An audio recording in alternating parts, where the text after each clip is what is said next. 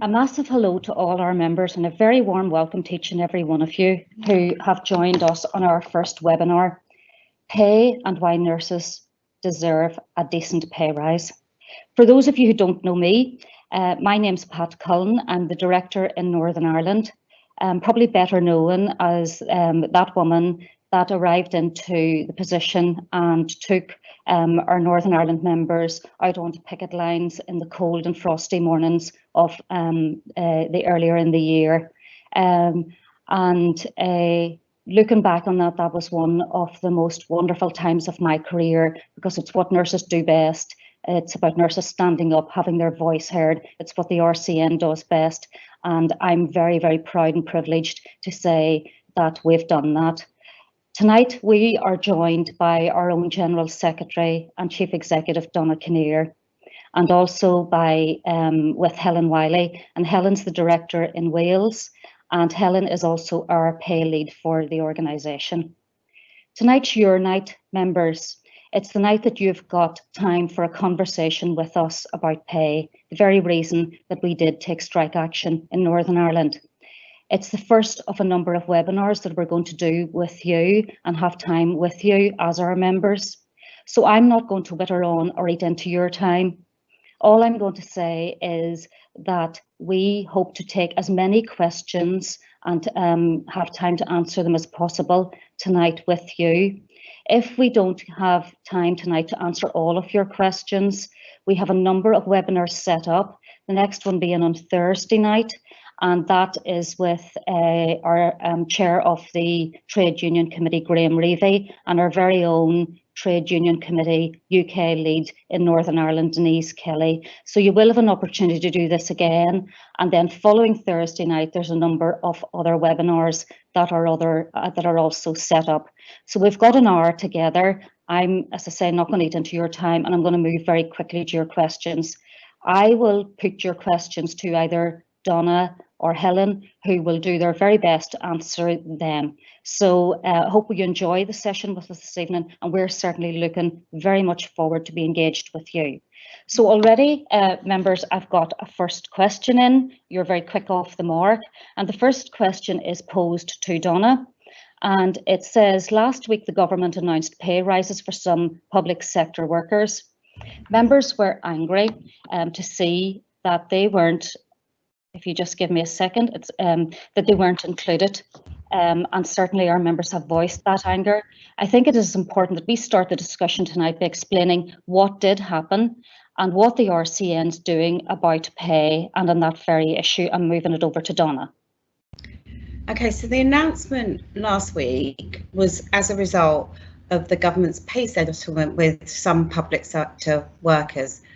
But this announcement did not include NHS nursing staff, or indeed any of the staff that were awarded a pay on the 2018 NHS Agenda for Change pay deal. So it didn't really apply to us, but we do know that the press did put nursing into it, and as a result, many of our members have become very angry. And that's why we've been calling on the government for our pay settlement to be moved forward.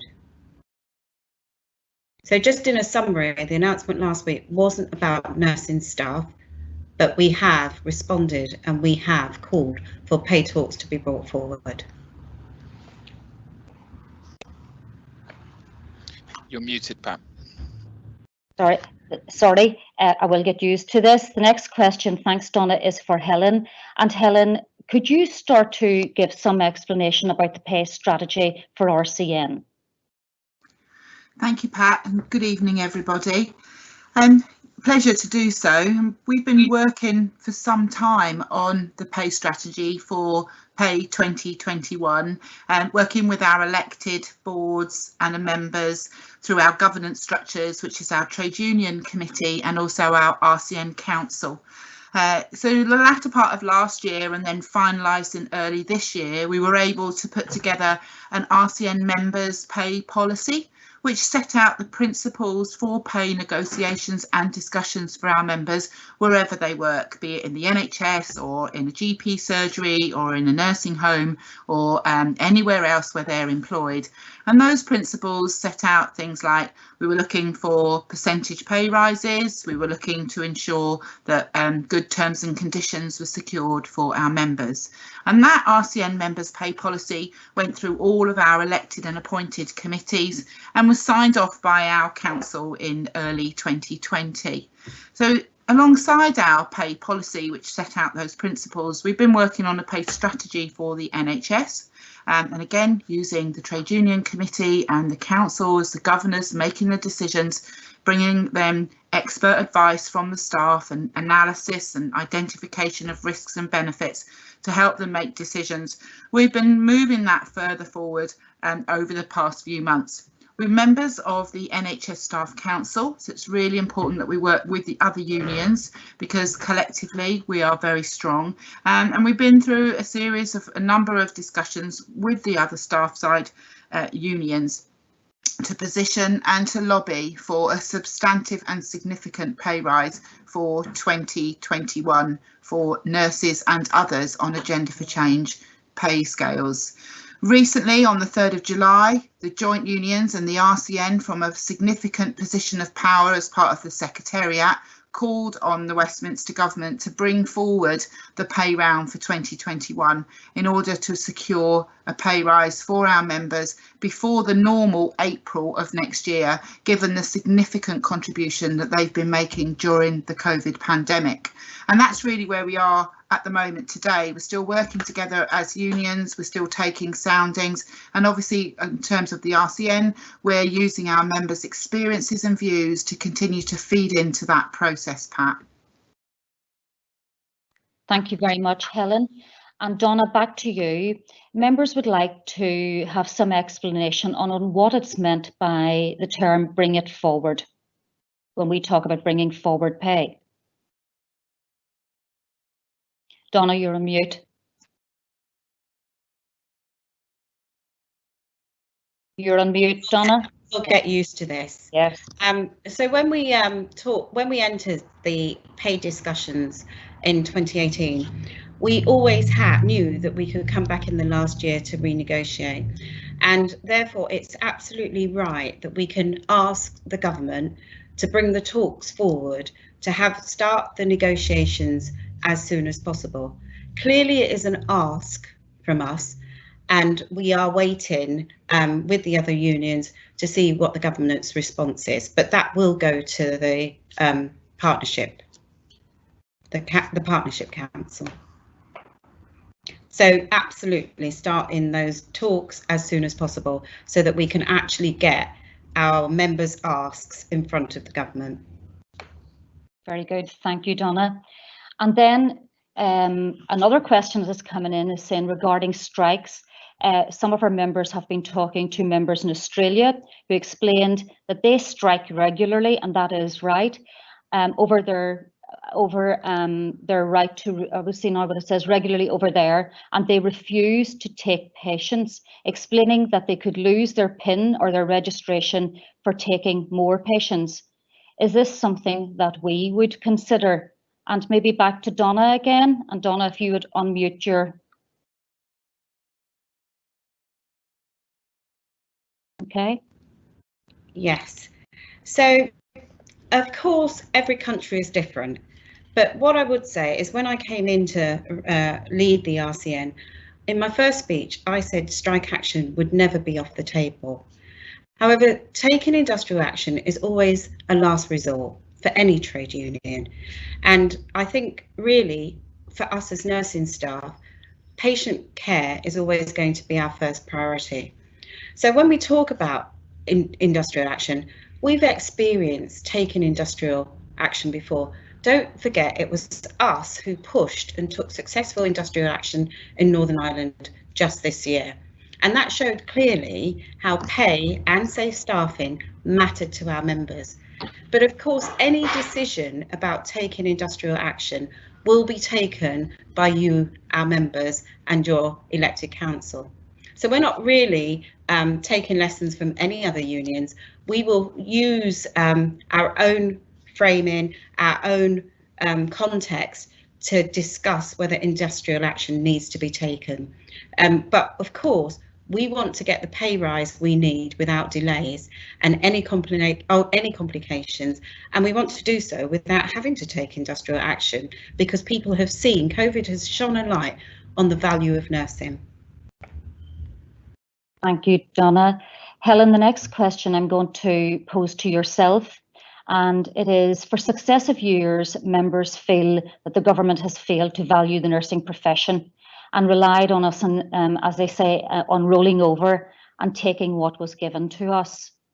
The latest pay deal, although it benefited newer members significantly, disadvantaged senior members of staff and those with a lot of experience. Will rebalancing this be part of the new demand for pay? Thank you, Pat. I think it's helpful to point out before I answer this that at this moment in time there is not an offer on the table. So I'm answering this from the perspective of how the RCN is doing its positioning.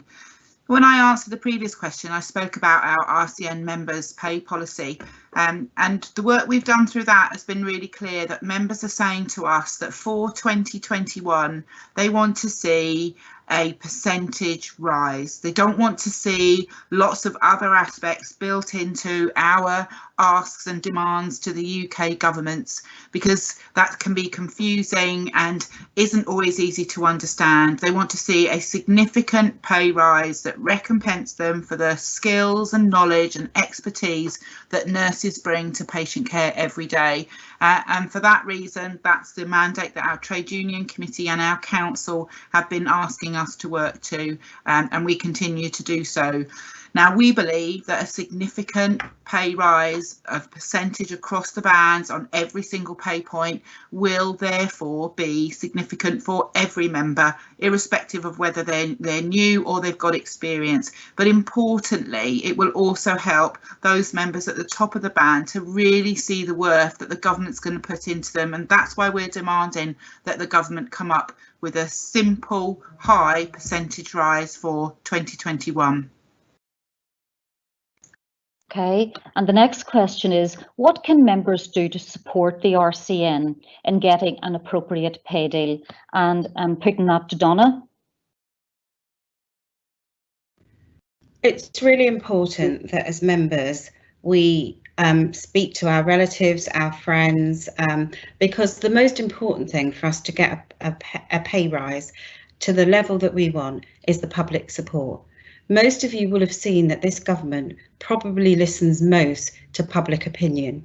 And so it's really important that as we go out there and we talk to our colleagues, our friends, other people about what we do as nurses, I think the public already know that. So it's important that we keep public opinion on our side and have those conversations. And we have those conversations in the workplace, we have them with our relatives, our friends, and we will have them with the public. We've had experience of this when we did Scrap the Cap. We knew that we went out there and had a conversation with the public, and actually it's public opinion that helps us to move forward and get in the pay deal that we truly deserve.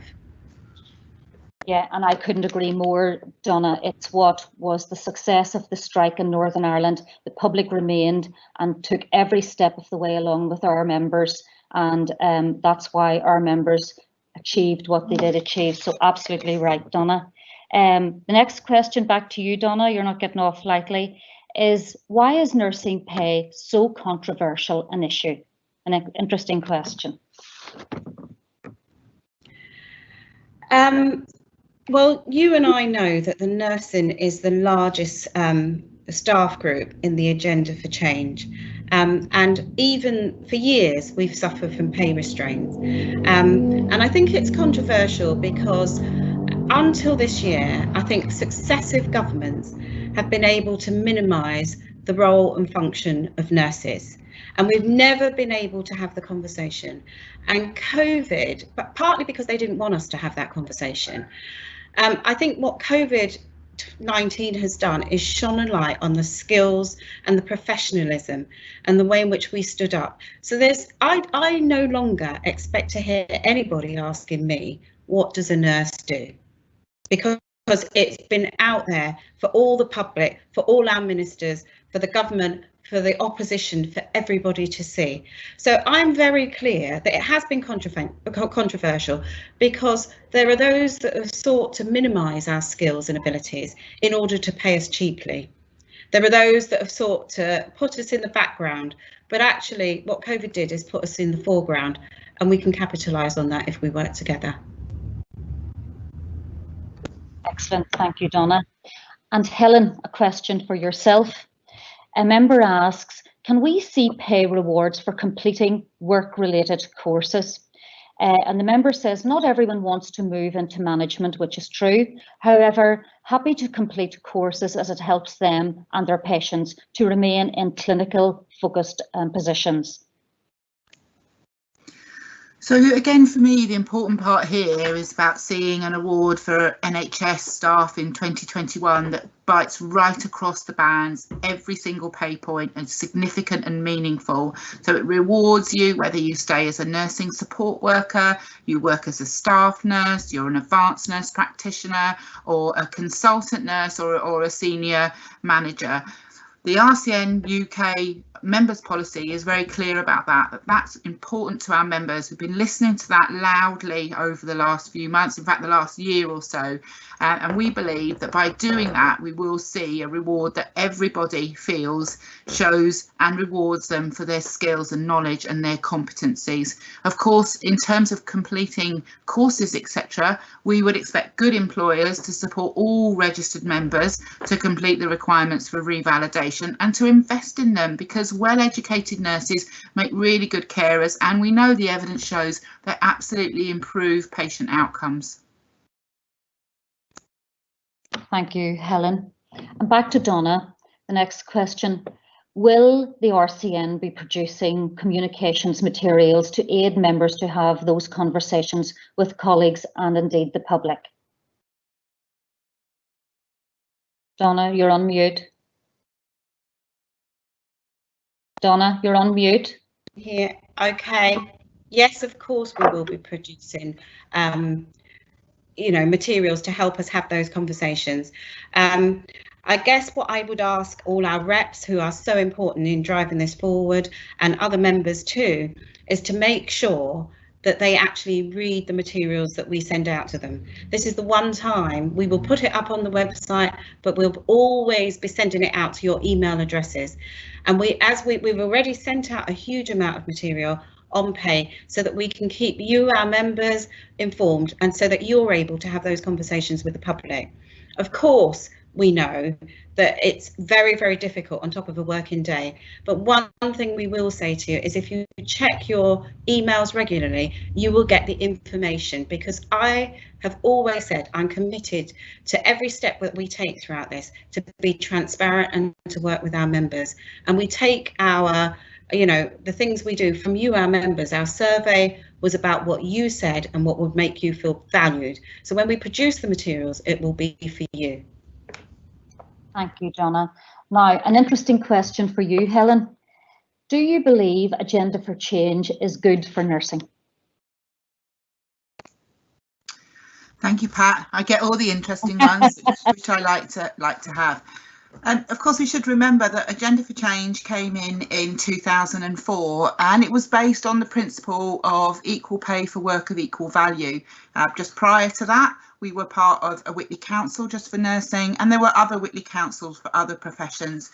And I'm sure many historians would comment that those Whitley Councils didn't always do the best for nursing and nursing pay, but I'll leave that commentary to the historians.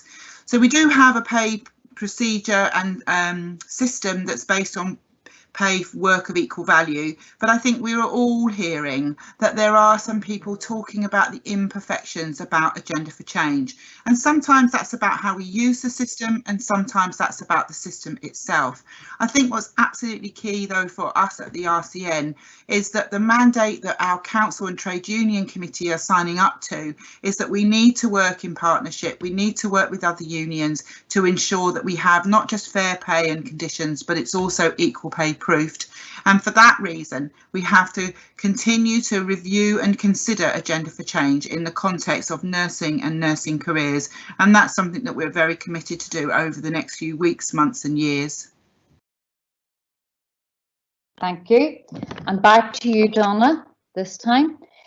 The Prime Minister narrative for these pay increases was for those public sectors commitment and work specifically during COVID. We have lost colleagues. Why has there been no immediate pay changes as would be seen in the armed forces on deployment? So if I'm understanding the question, can you just repeat some of that for me, Pat? We're asking why we're not seeing equal pay like the armed forces. You're muted, Pat. Sorry. Why would we not see immediate pay changes as would be seen in the armed forces on deployment? And that's specifically in relation to around obviously the nurses working during COVID period. So I think it's really important that we don't attach ourselves too much to the armed forces, because we will be working through chronic infections, chronic diseases on a number of occasions. Yes, by far, COVID-19 has been the worst in our generation that we have seen. But I think that is what we do as nurses. We treat sick patients. We're not signing up to go to war. Obviously, it feels for many of us that we've been fighting a war against this infection, but it is a very, very different job that we do from the armed forces. And I think that what we are striving for is decent pay for nurses, not because COVID-19 has happened, but actually it's because they need to respect the skills and what we do as our profession. So I'm a bit, I don't want to get it too attached to the army or deployment or any of that, because actually on any occasion when I look at nurses' pay, it just isn't right. And that's what I'm fighting for. And that's the mandate that you are saying to me, is actually nurses need to feel valued. It's not just because of COVID that we need to feel valued. We need to be valued for the work we do and the skills we have and the care we deliver day in and day out. So I'm a bit hesitant to get us too closely attached to this war dialogue, actually, because that detracts from the work we do day in and day out, which is very, very skilled work. So I'm up for us getting the pay rise and the value that we deserve on a daily basis. Okay, and Donna, sticking with you, this is an interesting question from one of our members. It says, what would you say, Donna, to a member who says they are thinking of leaving the RCN as the RCN sold them down the river 3 years ago? I can say that I've been in this role for 2 years, almost to the day actually. And what I'd say is that the world to me feels a very, very different place. One of the things that I promised on coming in is that we will learn from what happened 2 years ago. And actually the executive looks and works very, very differently. You will see that we take our stance from our members and we have good member governance in, and we're sharing and communicating with you. There's nothing that isn't transparent about the things that we're working. And I think I will acknowledge that in 2018, don't forget, prior to that, we had years and years of pay freezes and that cap on pay.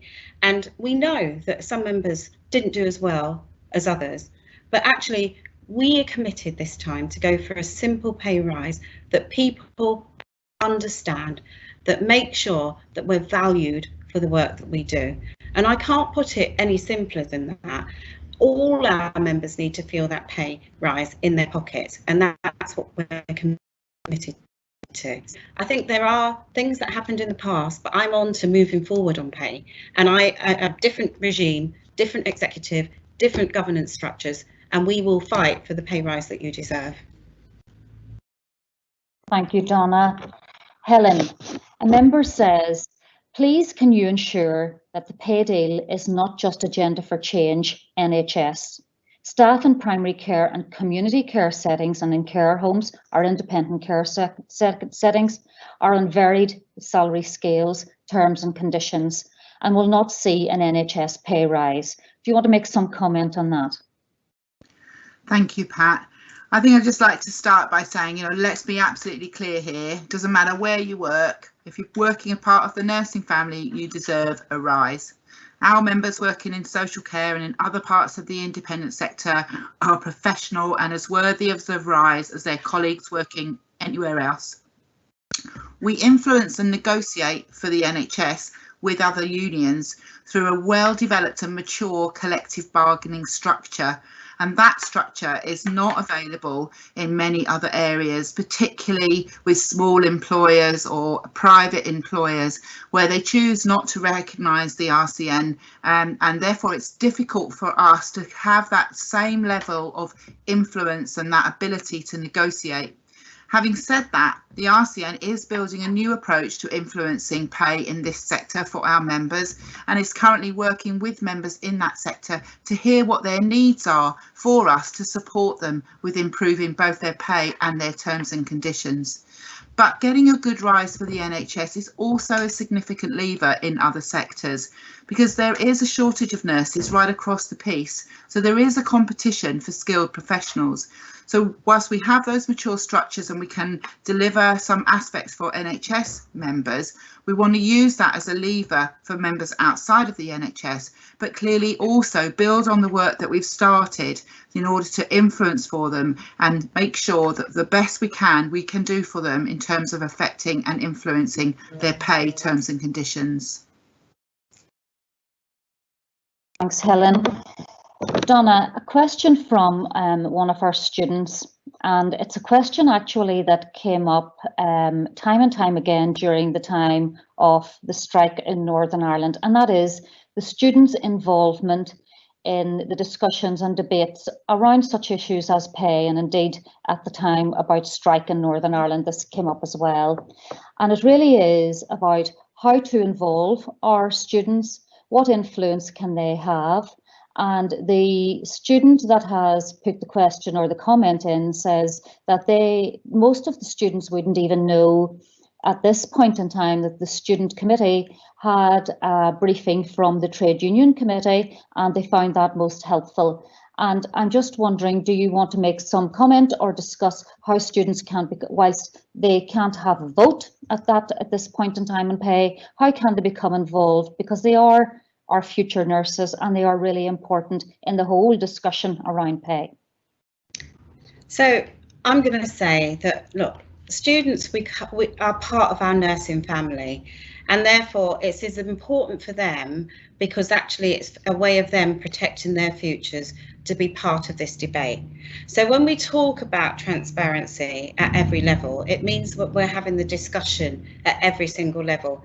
And students have families, students, they work amongst us, they have colleagues, they have friends, that actually they're a component part of how we spread the message and how we get public support. So I'm absolutely committed. There's nothing that when I talk about nursing, I'm talking about students, healthcare support workers, all of us together united in terms of our bid for decent pay for nursing staff. And to be honest, Pat, you saw students on the picket line in Northern Ireland supporting us all the way. They were immense. They were absolutely immense. And there were a few mornings when our heads were hung low at 6 o'clock in the morning when we were freezing cold, and you out on that picket line with us, and the students buoyed us up, and they were fantastic. And those students would come back to us now and say, it was one of the best experiences, albeit it was with a heavy heart we did that, but it was one of their best experiences because it built up their resilience to actually be able to manage during the COVID period. So it's interesting, while something we all did not want to find ourselves in, actually helped those nurses to build up that resilience, and particularly those students. So an experience they'll never forget either. Absolutely right, Donna. And I've many photographs of you taken with them on picket lines, so they'll have those for their portfolios as well. But they did that because they stayed connected, they stayed informed, and they were part of the issues that we are facing. So I think it's about preparation by them for their future. Yeah, and I was blown away with how our members, our registered nurses and our healthcare assistants supported those students on the picket lines as well, and nurtured them and kept them right. So it was really the all of nursing coming together, including our students, who are our future at the end of the day. So you're quite right, Donna. So back to you, Donna. Many nurses are taken to the streets on the 8th and will be protesting, as we know, and there's much on social media around that. And at the same time, people are asking the question, with demonstrations planned, could this potentially turn the public against nursing, given the ongoing restrictions with coronavirus? And that's a very, very important question. So this is one of my biggest worries, because as nurses, we took to the stage when we saw protests and we said, protect the NHS and save lives. And clearly we could be faced with the criticism that actually that's the statements we made. We saw many nurses on television, on the news, saying, you know, even though you adhere to social distancing, you often forget when you're marching in a protest. So it is, for me, dicey ground, because I have to be honest, it is something I would worry about, that the public say that actually now we're talking about your pay, you're quite happy to abandon the things that you wanted to impose on others. I think at the moment the public are extremely supportive of us, and I also think we've got Parliament recess, and it's a long time until we possibly get to these negotiations and discussions. So I really do want to mount the pressure on the government to feel the pressure, but we need the public to help us mount that pressure. And it's so important for us that the public regard us as being a professional, credible body. And so for me, I think it's really important that if RCN members choose to be out there, and some of you that are listening to this will be out there, your voice is powerful, but we do need to make sure that we adhere to the social distancing guidelines at all times. I think it would be really problematic for us if we lost public support. I think people will always have my personal support to speak up and speak out, and you know that I will do that on every single occasion. I think that it's going to be more than protests or marching. It's going to be taking that opportunity to have conversations in small groups, in larger groups, with your friends. As I've said, I can't tell you enough how important it is to keep pay on the agenda. So one of the things that we will be doing, it's not just the big demonstrations, but it's actually how we engage with the public and have those conversations. And what we will be doing is supplying you, our members, with information about how we can do this. We've already seen online surveys happen. There's lots and lots of different ways beyond the marching and the big demonstrations. So what I'd say to you is, we don't want to lose public support. Our behaviour is being looked at, so it's important that we remain professional at all times, and that if we don't adhere to the social distancing guidelines, then the public will rightly say to us that we're in it just for ourselves, and we can't have them feeling that way. We've got to keep the public and safety as a priority in our minds. Yeah, and again, not wanting to labour the point, Donna, you're absolutely right. And it was the one thing our members in Northern Ireland said kept them awake at night when we were leading into our strike. And that was, at any stage we could have lost public support. And once you lose public support, it's very, very difficult to get it back. So not one single one of our members took that for granted in terms of how we communicated with the public. the work that you have to do leading up to any type of action to engage with the public so that they understand, because the public that nurses are going to walk away from their bedside or their community, and it's something our members worked very, very, very hard at to make sure that at every step of the way they kept fully engaged with their public and their public on their side. And truthfully, I think the members in Northern Ireland did that brilliantly, but it should never be taken for granted, as you say, Donna, you're quite right. Back to Helen. Helen, a member is asking, will the RCN hold the government to account and force them to be transparent in the next negotiations? Thank you, Pat. It's important to remember that at the moment we are not in a formal negotiation with the government, and often pay is set using a pay review body process. So the government chooses the method that it wishes to engage with the unions in for NHS pay, and we don't yet know which method the government is going to choose. But I want to be clear that if we do end up in a negotiation, we have got a very different way of doing things at the RCN. We have got different governance structures with far more accountable member-led decision making happening at each step and each part of the pay processes as we move forward. So we will do our utmost to hold the government to account and force them to be transparent. And in addition, we will be transparent with our governance processes. Clearly, in any negotiation, you have to make sure that certain things are kept confidential, certain parts of your position are kept close to your chest, your cards are close to your chest. But that's why we've got elected members who are there to help guide those member decisions, and they're listening to the surveys that we've been doing, and they're listening to the experiences of members. So they're also really clear that we will be as transparent as we can with the members without disadvantaging them in any way that we work through. However, we will discuss pay for 2021. Thank you, Helen.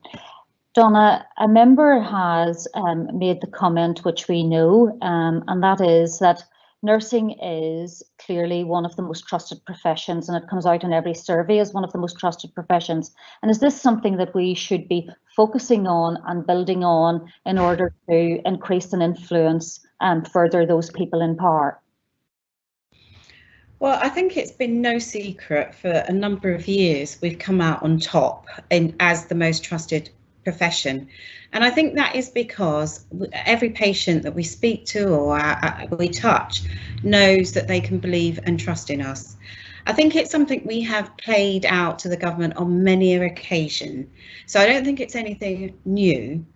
But what I do know is that that is one of the levers that we have in terms of getting the public on our side. They absolutely trust us. So all the shenanigans that go on where, you know, you've got information or misinformation given by the government, what we know is when we go out to say something, we have to make sure it's right, because actually that contributes to the trust that our patients and the public have in us. So when we make a statement out there about nursing pay and we combat any of the misinformation that's out there, we have to make sure that what we say is right in order for our members and public to continue to trust us. Absolutely, but that trust shouldn't be ever taken for granted either. And that's what we know. Absolutely, Donna. Helen, another easy question for you. What will we do, what will the RCN do if government does not offer a decent pay offer and pay rise? Thank you, Pat. And obviously this is a difficult one to answer, because the we is not just me answering it or Donna answering it or even your trade union committee or your council answering it. It's our members, all 450,000 of them, and their views and their thoughts and their decisions. But what I can absolutely promise you is that we will be talking with members, we will be sharing with members as much as we can as we move forward. We'll be listening to them, we'll be gauging how they are feeling, because that's really important. Because if our members are not behind what we do, then we will not succeed. So we will need to take a sense check of what members feel about any offer that comes out, and we will be going back to members with any final offer to test what their views are, whether they want to accept it or whether they don't want to accept it. And if they don't want to accept it, what their strength of feeling is in terms of what they wish to do.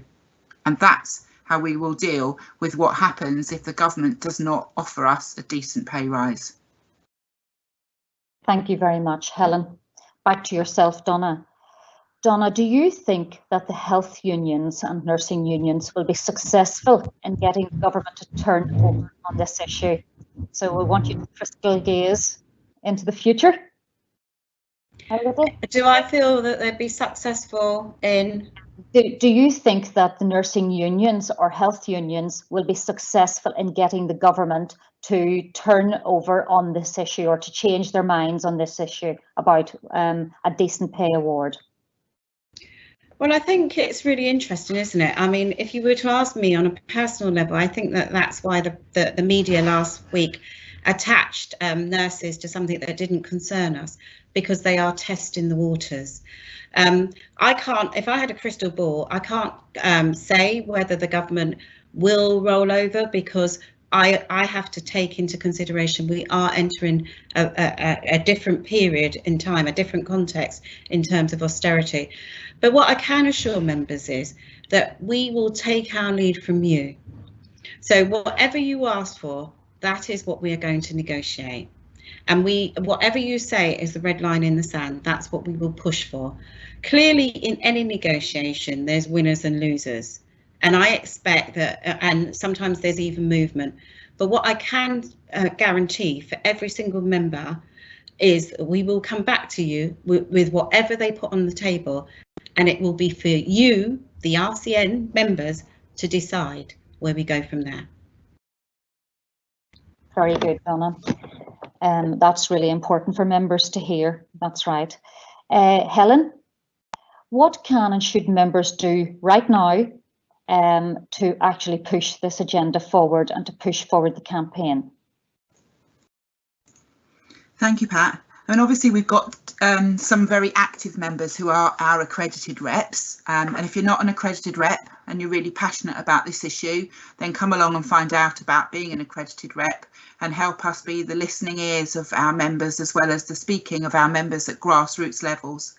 But if you're not an accredited rep and you're an RCN member, you can stay informed, get engaged, be connected to the issue. We update our website regularly, we tweet and we Facebook many campaign messages about influence to both government and politicians. The RCN is its members, so the more of us that engage in this issue about pay, the stronger those arguments will be. That means every role, every band, every workplace needs to keep talking about pay. But it's important that we talk about it as well in that context that Donna was just talking about being the most respected profession, about being the passionate and compassionate people who have been at the bedside and in the difficult positions during the COVID environment. So sharing your stories about what pay means for you can also be really powerful, because it comes from your heart and it tells it as it is. Most nurses I meet didn't go into nursing because they thought they were going to earn lots of money, but most nurses I meet do believe that they are entitled to be fairly rewarded for the service and the skills that they give. So engaging, informing, staying connected is the best way that you can get involved at the moment as we move forward in the pay for 2021. Yeah, and that's so right, Helen. And again, just picking up on, I suppose, the lived experience that we've had in Northern Ireland around industrial action and strike. It was the members' voice was the powerful voice that leading up to the industrial action. It was the members' voice that I'm so privileged to have led that came out so strongly and was heard so loud and clear by the public. And it was the members' voice that the public wanted to hear on the picket lines. It was the members' voice the media wanted to hear on the picket lines. But what our members said loud and clear and so articulately was, we're doing this because we want to save our health service. And you cannot run a health service if you don't have nurses, and you won't have nurses if you don't pay them decently and if you don't treat them properly. And that message was so powerful from our frontline nurses that, quite frankly, it made my job so much easier when I had to go in and sit face to face with you, Donna, with a permanent secretary who practically got up and showed us the door and said, get out of here. Of course, in Northern Ireland, the RCN was seen as the people that instigated the industrial action. The other unions came in behind us. We were the first out to ballot. I can remember the night at 10 o'clock, and I'd just taken up post a few months, that I rang Donna Kinnear, and I'd only met her a few times before it, and I rang her and said, I think, Donna, that our members are saying to me that they might want a ballot for industrial action. And I remember Donna's words loud and clear, and she says, you know what, Pat, you'll never go wrong if you listen to your members. If that's what your members are telling you, that's what your members believe in, and that's what you'll say. Stay side by side with your members, walk every step with them, and we won't go wrong. And you've got the full support of RCN to do it. Now, this is an organisation who had never taken industrial action in the 103 years. Any time I presented myself both to the Trade Union Committee or indeed to Council, there was never a dissenting voice when we were travelling down that road. And that made the job so much easier. But what it did was it really made government listen. And it was that total cohesiveness within our organisation and from our members who, I have to say, walked every step of the journey with me and made it so much easier for me as a new director to walk that journey with them. And we are very proud to say we didn't have a government in Northern Ireland. And the media, if you go back over it, said very loud and clear, it was the nurses in Northern Ireland. And of course, they say the RCN, which of course I'm very proud of, put the government back in place. And you know that, Donna, you had to do interviews about that. And it just shows the power of the nurses' voice when we all get behind an agenda that's really close and dear to us, because pay in nursing is so important to safe staffing. The two are so integrally linked that you can't have one without the other. So you're absolutely right, Helen, about what we should do now is I would urge our members to sign up, become active. The RCN is our members, and gosh, that was the power in Northern Ireland, and it's the power all over the countries, really. So that's that. Just looking to see if we have any more questions coming in. There is one for you, Helen, and that is, how long will you wait for a decision from government? So as I've been talking about throughout the course of this evening, the decisions being made here are coming via the Trade Union Committee and Council. So it won't be me personally that will make the decision about how long we will wait for a government decision. It will be your governance structures, your elected people on your Trade Union Committee and your council that will be doing that. They will, of course, be well briefed by the expert staff that work at the RCN and have a lot of experience in doing these things. So what's important to remember here is that in a normal pay review body process, that process would start in September. Now, on the 3rd of July, we joined with the other health unions and made a very loud cry for that process, or any process that the government chooses to follow to establish pay for the NHS in 2021, to be brought forward, to happen sooner. And we continue to make that point. And you will see that on our website, and that's something that members can actively tweet about, lobby for, contact their MPs about, etc. That cry for bring forward pay round 2021, because we believe we deserve to have those discussions now and to have that pay settlement early before April of 2021. How long the RCN will wait for that decision coming back from government will be down to the Trade Union Committee and the Council to steer. We are currently, over the summer, still doing some work from our member survey and other aspects where we want to listen with members, share with them and engage with them about what our final positioning will look like as we go towards September. So there'll be some key decision points along the way that our governance structures will need to reflect on the positioning and make decisions moving forward.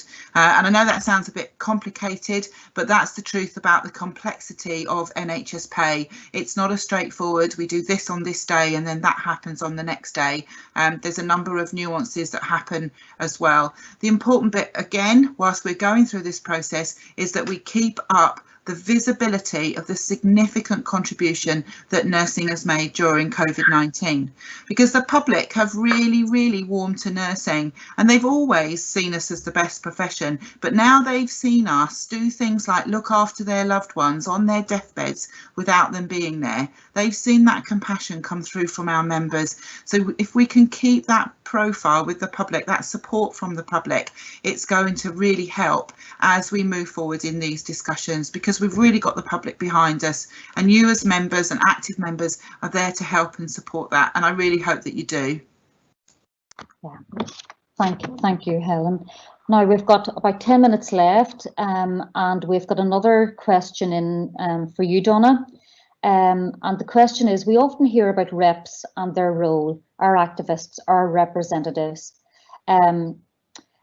There are members who would like to get involved, and we always hear this, but who don't want to take up a formal role as a rep or an activist.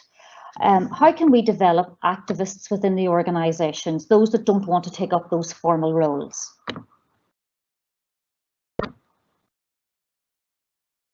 Johnny, you're on. So it is important to say that, look, we're all the RCN. Whether you're in a reps role, whether you're in a safety role, a health and safety role, whether you're somebody that significantly contributes to our survey, you are contributing to the voice of nursing. And I'm absolutely clear, we are the voice of nursing. And it's really up to us. I mean, if you know, I probably, as an RCN member, didn't stand on platforms, but I would have the conversation with anybody that I worked with on the importance of pay for nurses, whether that's doctors asking for their support, my family members. So each and every one of us can make a contribution that counts. And each and every one of us can respond, we can join in, we've got forums. Your voice matters as nurses. And actually, one of the things that we do is we make sure that nursing remains credible. We do our best for our patients, and that also contributes to the status of nursing. And every single thing each and every one of us have done through COVID has contributed to nursing. So you know, there are many ways in which you can contribute to the RCN. That's the beauty of it. It's such a broad church. That actually there are so many things, whether it's helping us with education, whether it's pointing out to us what education we need to develop, members can contribute at every single level. So I think that it isn't just about reps, because important and as lovely as reps are, and they do keep us going and they do protect us, that there are also other avenues that you can play your part, including really helping the voice of nursing be heard. And that is what I was talking about earlier, is that every single conversation you have about the importance and value of nursing and the fact that nursing needs to be valued takes our cause a bit further. Absolutely. And indeed, Donna, many of the members, which I'm missing greatly in Northern Ireland, not being able to get out amongst them because I spend quite a bit of my time out in their workplaces, contact me, and I'm really delighted to contact me nearly every day. And what they've said is when they stood up for themselves and supported by the RCN in Northern Ireland, that actually it built up their whole resilience during COVID, and it gave them the courage and the confidence. Not that I think any nurse needs the courage and confidence, because I think they've got it in abundance anyway. I think it's innate in us. But they said it gave them the courage to say, no, we're not accepting a lower level of PPE. We are actually going to have our voice heard, and we're not going to be treated like this. And and many of our members came back, and you had sent me on messages that you'd received to say thank you for taking us through that very difficult time in Northern Ireland, but actually what it built up for us, a price couldn't be put on it. And in fact, that's followed on by a comment from one of our students who has just come in and said, and I'll read this out because I think it's really important. A student has said, webinars like tonight as a student committee member and a newly qualified nurse make me very proud to be a member of the RCN family. And also, in capitals, if we have any positives from the pandemic, it is this: having a live question and answer session with 2 directors and our chief executive. This is member engagement in action and really welcomed. And really want to thank our members for saying that. But we are only as strong as our members, and we all know that. And you are the RCN, and that's just what that particular member has articulated for us. And maybe getting close to the final question for you, Helen. Seem to be giving you quite a difficult ones. Will you be pushing for the pension contribution tiers to be reviewed as well? A big issue for our nurses. Thank you, Pat. I think the questioner is asking about the NHS pension scheme rather than another pension scheme. And I'm going to refer back to my previous answer about that pay policy, that RCN members pay policy that we set at the latter end of last year, which our council signed off early in 2020. And that was really clear that members need to be able to access good quality pension schemes, and that's across the piece, NHS, anywhere else. That's part of our pay policy, is to lobby and to push for those. And pensions have often been referred to as the new industrial relations because they are quite a complex area, and many members will remember final salary schemes, for example, and then career average, and then defined contributions. So we know across the piece that some of our members enjoy that gold standard final salary pension, and others are not able to do that. So in terms of this discussions around pay for 2021, whilst pensions are important and key, the focus has been on that simple percentage rise across the piece, across the bands, etc. We have a whole nother piece of work that we are doing on pensions, again involved with the NHS Staff Council unions, and we continue to strive to push not just for contributions to be reviewed, but also to make sure that we keep the standard of pension that's currently available to NHS employees and obviously pensioners. There's work going on in the pension area around some areas of inequality, and we're doing a lot of work on the back of that. And some people will have heard of the test cases that are being tested by some other unions around age and pension discrimination. So we are doing lots of work in the pension area, but in terms of the work on pay 2021, their focus is on a single percentage rise across the bands and every spine point, but the pension work will also continue alongside. Thank you very much, Helen. I think that's we've come to the end of our questions. I'm going to let Donna have the last word in a minute, except the first thing I want to do is just to remind our members our next question and answer webinar is on Thursday evening at 8 o'clock again. And as I said, that's with our chair of the Trade Union Committee, Graham Reevy, and Denise Kelly, who's a Trade Union Committee UK member. So please do make every effort to try and join it. This is a really important discussion. And I want to just close with a comment from one of our members before I hand over to Donna, just to say our final closing. And that is, a comment has been said, you have the power, Donna, to not let this issue rest. And from the short time I've been working with you, I don't think you're a woman that lets things rest easy. So I'm just going to hand over to yourself, Donna, to have the final say. Okay, I really want to thank members for taking the time to come out tonight. But what I do want to end on is, look, we represent the voice of nursing. The RCN is a very, very powerful brand. And I am so, I can only tell you, to represent the Royal College of Nursing has to be the pinnacle of any career. But what I will want to say to you is that I have promised you that I will be transparent. I can't promise you that I'm going to win every battle that I fight, but I will fight the battle. I can promise you that our trade union committees, our council and the executive team are fighting hard for you. And we really do know that you value and deserve a meaningful pay rise. And we will fight for that. So that's what we've committed to give to you. And we will go into battle on your behalf. And it's important that you trust us and work with us, and that we remain one voice. So that's what I'd ask of you, is that we're collective, we're one voice, that you stay involved and engaged with us, and we will go out and battle on your behalf. Thank you. Thank you, Donna. Thank you, Helen. More importantly, thank you, members, for staying with us, and stay in touch. That's really important. Thank you.